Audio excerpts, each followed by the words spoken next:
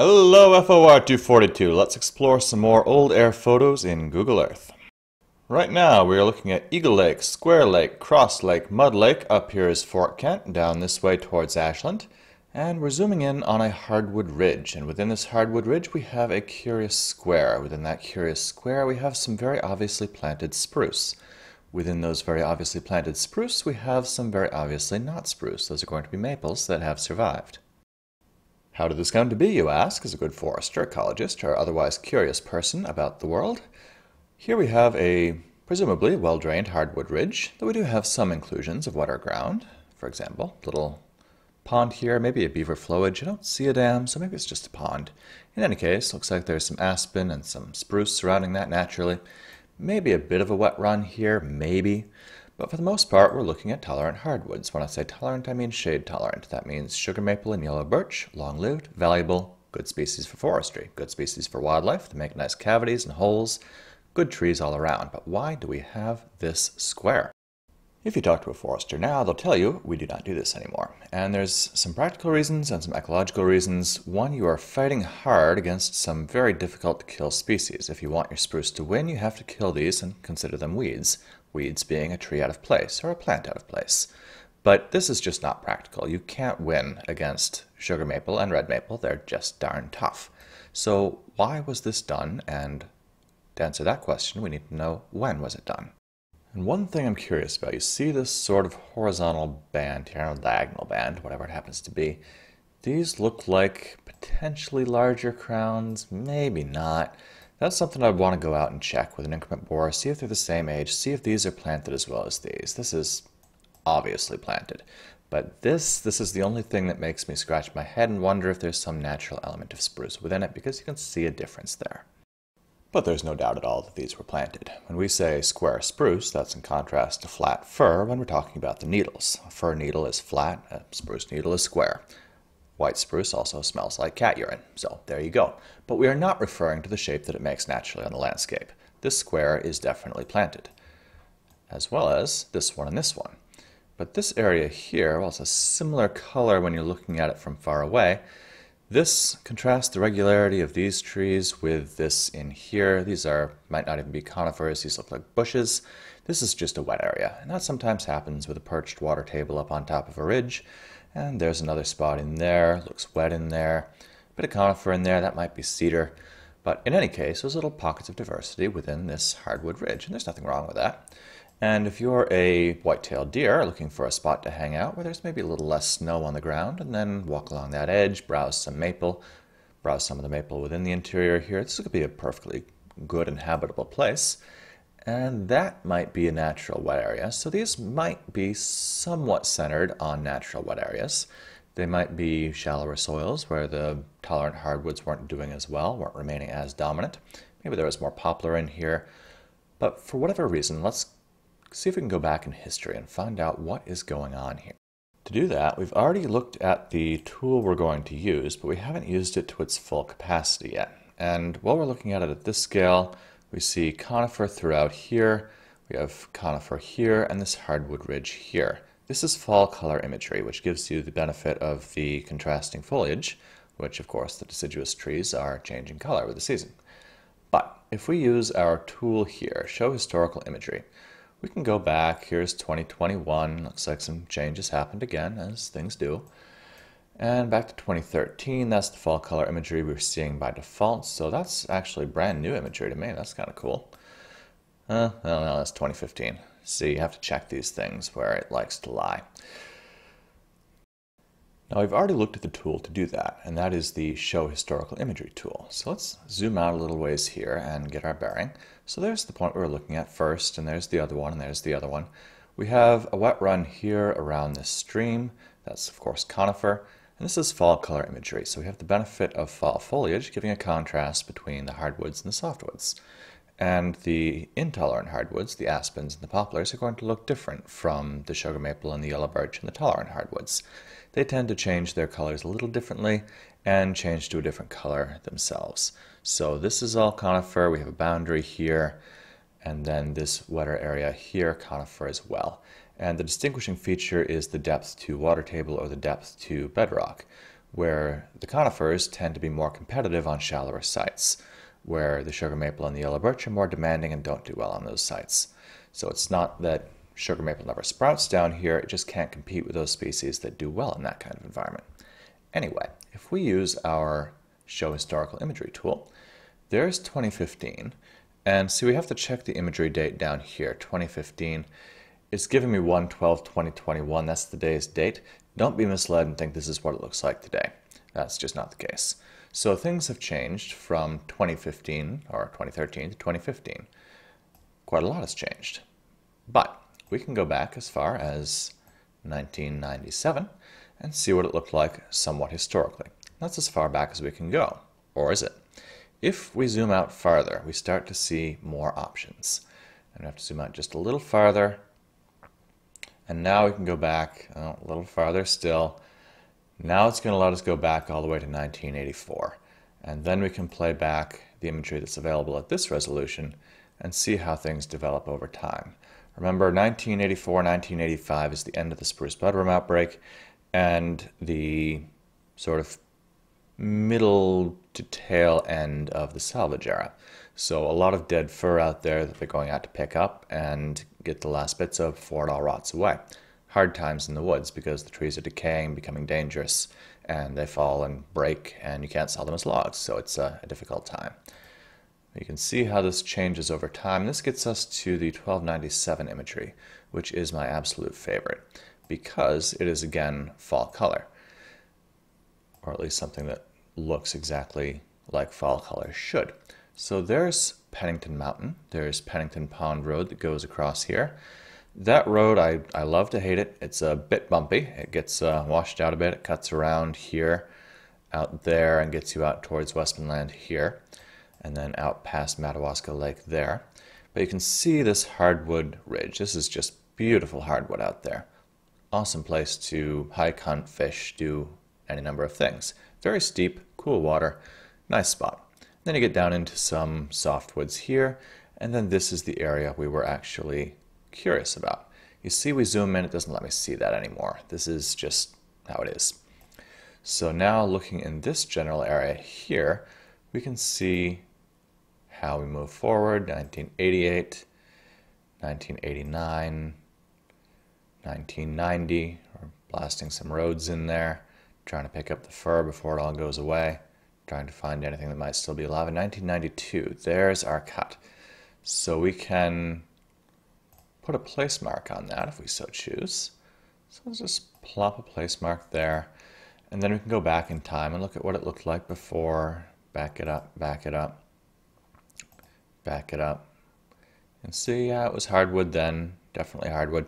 So this, I don't see anything that looks like a big pocket of softwood in there.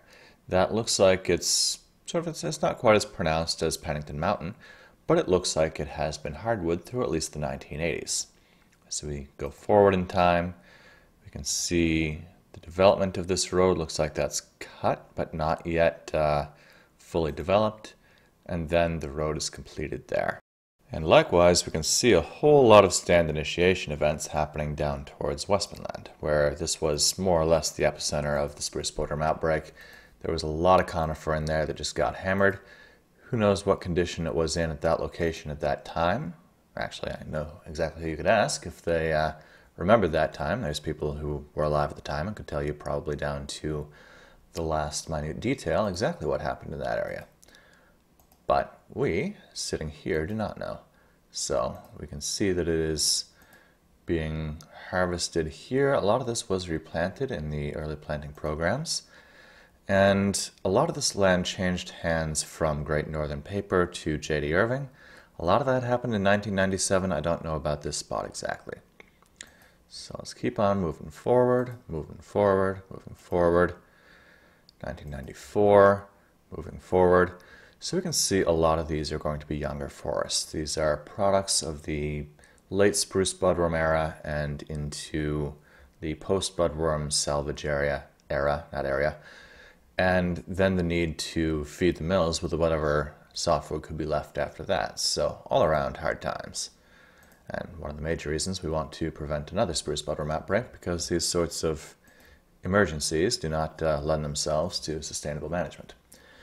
So, we have another bit of fall color imagery here. Gorgeous. That is 1998. And we can see that cut is still there. Remember, that came in 1992. It's almost definitely been planted since then, usually planted in the first or second year after the harvest.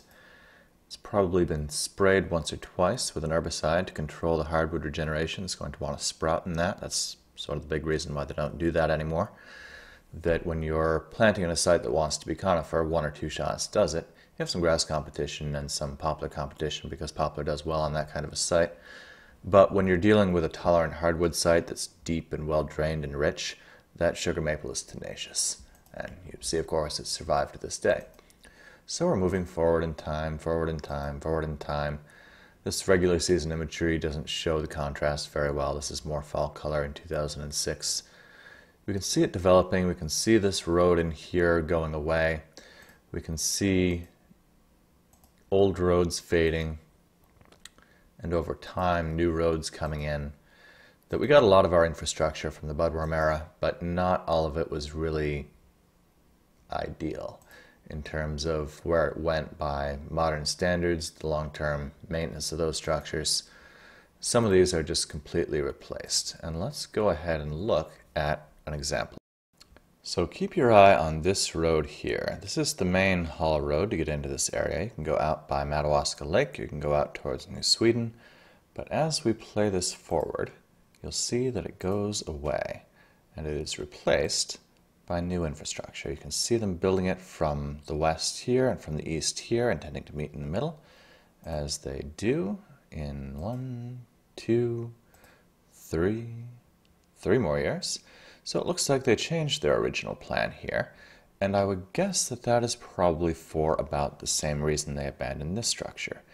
That this is all going through some kind of a wet run here, and the worse you hit a wet spot like that, the worse your maintenance costs are. So to get across here, where it looks like they were originally intending to build a road straight through there, I'm guessing they ran into some insurmountable difficulties and decided to just reroute up here. And I've actually driven on this road several times. It's quite nice, but there is a bit of a wet spot in there. So to navigate through and around that, they seem to have taken 2 plausible routes, and I've been all around that rectangle several times. That's, I think, the usual way to go there. But you see how that developed over time. Let's bounce back one more time and see if we can sort of pick out the development of that thought process. So they're going along, and straight roads have obvious advantages, but they're going through here, and you can see that's the future road there. So it looks like they built that with some intention. And then something in there caused them to rethink that. Looks like they've already established that route, and maybe they walked along that and said, hey, that one's so much better that it's worth driving another couple of 100 yards total distance over that time and making a couple of more turns, which does have costs. But if that is a lower cost proposition than going through some very, very wet area, then there you go. So that is how that road came to be, and that is as it stands today. We can play that forward and play that forward and play that forward. See how a lot of these stands came to be. And the reason why I keep saying that is that you as a forester or you as an ecologist hoping to shape the future of forest stands, forest ecosystems, all these things that you as a forester are directly responsible for, you as an ecologist have an interest in, an advisory capacity in some cases, you are in a situation where you're trying to direct a forest into some condition that you think is appropriate. If you don't understand how it got to where it is, you're not going to do a very good job. That it's important for you to understand the long-term history that we talked about in Intro to Forestry, through the white pine logging era, through the spruce logging era, through the first and the second spruce bloodworm outbreaks. We'll talk much more about that in forest protection class. But to understand how the trees that you are seeing on this site right now came to be. And for a lot of stands in this particular location, they came to be in the apparently late 90s. In that late 90s period, It could have been picking up the last of the budworm-killed trees, or it could have been an effort to find any surviving trees that would be able to keep the mills running long enough for the planted stands like these to come online and feed those mills. So that is the history of that area right there as you see it today. If you understand that, if you understand the whens, the wheres, the whys, the wherefores, how you got to where you are informs how you direct the stand into the future. And looking way back here, for the most part, looking all the way back, let's go back to 1987 here. 87, thank you, thank you. It looks like we're replacing old spruce and fir with new spruce and fir, which is appropriate, and it's, given how hard this got hit by the budworm, I expect there was a lot of dead in there, dead or dying, and that's essentially a cleanup operation. Could be different in particular spots. There could be spots that survived, there could be spots that died. Going back in time, we don't have that capacity. But we can see where a lot of these came to be, and from there, we can design our future. So getting back to our spot here, now we know that this little square was cut around 1992, and we don't know when it was planted exactly because we can't see the little baby trees. But you could go out here to this spot and, of course, navigate to it. We know how to get coordinates. We know how to bounce them from Google Earth back to Google Maps. We can just drop a point here. We can take these coordinates, paste them into Google Maps. Let's do that now just to remind ourselves that we can. And there's the data catalog. Let's go maps.google.com. I'm going to bounce from Google Earth Pro. I'm going to copy that coordinate, paste that coordinate here, space, go back to Google Earth, copy that coordinate, back to Google Earth, or Google Maps, paste. There's our spot. Let's pop on the satellite view. There we are right there. Let's just for giggles see if it gives us good directions. It's almost definitely not going to, but let's see what it does. And let's start from Fort Kent. Let's see. So let's see, it gets us down 161. It gets us out, I don't remember if this is Sullivan or Blackstone. I think it's Blackstone. One side is Sullivan, the other side is Blackstone. I always mix them up. So you're driving out here. There's, we're good so far. And then we're driving out here. Okay, so that's where we're kind of wrong, where I think you could probably drive that. And if you're walking there, that's a bit of a walk. So it's going along what it thinks is a road.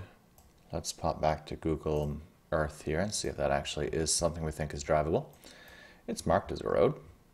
Doesn't make it so, but oh well, no, that looks fine. So you can probably make it out that way, and it's suggesting you walk out to there. Let's see if we believe this. So, do you have any idea how much time you can save yourself by looking at roads on an air photo before you try to drive on them?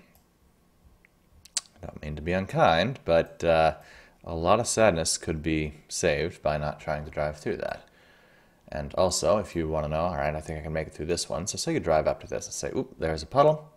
I evaluate that on the ground. I can make it through that. Yeehaw.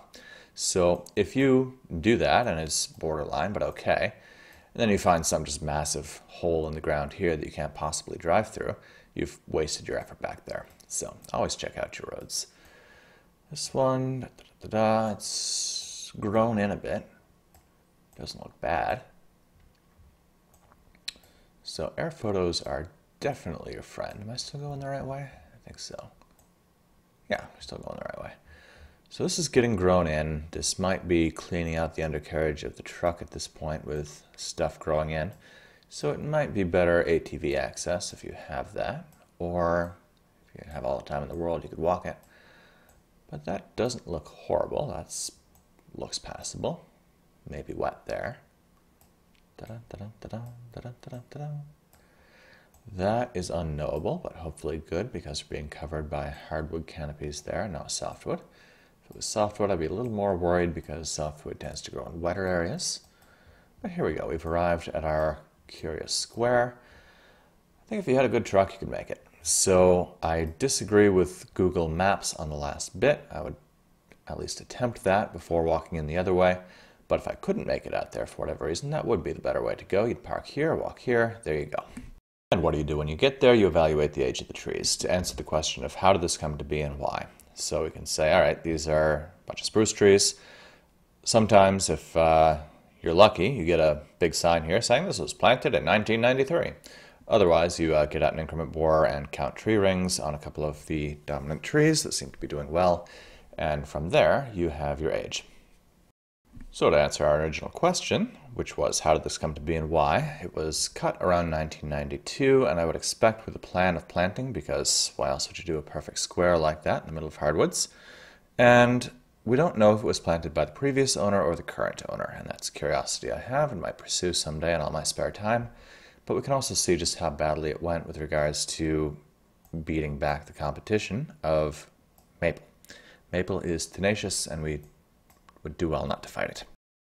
On the other hand, this might be some pretty decent quality maple in here that once you remove this generation of spruce, I would presume white spruce, but maybe black spruce, then you might have some decent hardwood growing stock here to release in that operation. So what I want you to do for your assignment is to find some spot of interest, could be in the North Main woods, could be near your own home, someplace where there's air photos going back into the 90s, and you're going to have to zoom out for that in Maine. You might have it a little easier going elsewhere, or maybe not. But in any case, I want to hear the full story of some area, and that area is going to be defined by a polygon. So we have add place mark, we've done that, add polygon. And that, one click to start, next click to continue, next click to continue, 2 clicks to stop. And then we can change the style and color of that. I want the area not to be filled and outlined, but only outlined. And then, who knows why, but that polygon, that shape is now the area that I'm looking in and telling the history. And easiest to start from here. And in this case, we have a wet area with a stream. We have what's likely to be cedar and spruce and swampy throughout here. Conifer here, getting up onto the edge of a hardwood ridge here. And I would suggest you pick your polygon with a little more intention than I did there. But tell me what happened throughout this area, throughout the at least photographed history of that stand. So we can't see that, can't see that. But now we can play forward, forward, forward, forward. We can characterize this as mostly conifer on this side, mostly hardwood on this side. Road access getting close in the early 90s. So one element of this week's assignment is going to be to define an area using a polygon, and here's how you do that. So one to the right of add place mark, we have add polygon, and I'm going to do 1 click to start, 1 click to continue, 1 click to continue, 2 clicks to stop. And if you get a filled in polygon, go over to style and color and select, instead of filled and outlined, only outlined. Okay, so now I want you to zoom out to where you can see all the historical imagery that we can possibly get going back into the 1980s. And zoom out to where you can see it, and then I want you to tell me the whole story of this area. When the first harvest you can see on the photos come in, what might be apparent from before times, when roads were built. Characterize the forest as best you can, say hardwood up in the northwest corner, softwood throughout most of it, looks like a couple of ridges up here. Moving forward, we can see road access here, 1989 imagery. So write a couple of paragraphs and say pretty much the history of your little area. So I wouldn't pick a huge area or too small an area, but an area that covers several distinct stands, and keep moving forward and just write out the whole history of this area. How did it come to be? What roads seem to have been built? Which roads seem to have been abandoned? What's potentially been planted? What's been regenerated by other means? How did it get to the way that you see now? And that story will, 1, be very interesting, and 2, take up, I I would expect all told you'll spend an hour, hour and a half on this, and then we'll carry on into the rest of this week's activities. And then when that's all said and done, I want to know two more things about it. One is the area of your polygon, and then the coordinates of a location within the middle of it. So to get the area, right-click on the polygon, which here is untitled, which is sloppy of me, but here we go. And properties, so right-click properties, and then measurements, and we have the area in square miles. No, thank you. I would like the area in acres. So 1,133 acres. Thank you very much. So that goes in your paragraph. This is a roughly square polygon of 1,133 acres. Okie dokie. There's that. And then in the middle, I'm going to make a point, drag that there, and then I'm going to copy those and say the center of this polygon is approximately latitude 46.999,065 degrees and longitude negative 68.388817 degrees. And finally, a screenshot of this, which you can use the snipping tool or snip and sketch or whatever it is that you have. New, click, hold, drag, showing Google Earth, when the imagery was taken, all that good stuff.